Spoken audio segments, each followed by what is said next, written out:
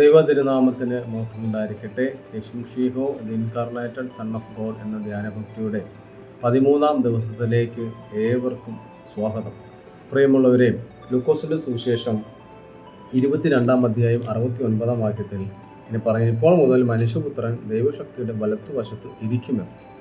കർത്താവിൻ്റെ വലത്തുഭാഗത്ത് ഇരിക്കുവാൻ വേണ്ടി മനുഷ്യാവതാരം ചെയ്തവനാണ്. നമുക്കതുവരെ അറിയില്ല പിതാവാൻ ദൈവത്തിൻ്റെ എവിടെയാണ് പുത്രൻ തമ്പുരാൻ ഇരുന്നതെന്ന് നമുക്കറിയുന്നില്ല. എന്നാൽ മനുഷ്യാവതാരം ചെയ്ത യേശുക്രിസ്തു പിന്നീട് തൻ്റെ ദൗത്യം പൂർത്തിയാക്കി തിരിച്ചു പോയപ്പോൾ കർത്താവിൻ്റെ വലത്തുവശത്ത് ഇരിക്കുമെന്ന് നമുക്ക് വചനത്തിലൂടെ വെളിപ്പെട്ട് കിട്ടും. കർത്താവിൻ്റെ വരവ് ഈ ഭൂമിയിലേക്ക് വന്നപ്പോൾ നമുക്ക് മനസ്സിലായ കാര്യം, കർത്താവിൻ്റെ വലതുവശത്ത് ഇരിക്കുന്നവനാണ് എൻ്റെ ദൈവം. അത് സങ്കീർത്തനക്കാരൻ 110 വാക്യത്തിൽ പറയുകയാണ്, കർത്താവ് എൻ്റെ കർത്താവിനോട് അരുളി ചെയ്തു, ഞാൻ നിന്റെ ശത്രുക്കളെ നിന്റെ പാദപീഠമാക്കുവോളം നീ എൻ്റെ വലത്തുഭാഗത്ത് ഇരിക്കുകയായി. നമ്മുടെ കർത്താവ് വലത്തുഭാഗത്തിരുന്ന് ന്യായം വിധിക്കുമെന്ന വിശ്വാസം നമുക്കുള്ളത് കൊണ്ട് കർത്താവ് ഇറങ്ങി വന്നപ്പോൾ നമുക്ക് മനസ്സിലായി അവൻ പിതാവിൻ്റെ വലത്തുഭാഗത്താണ് ഇരിക്കുന്നതെന്ന്.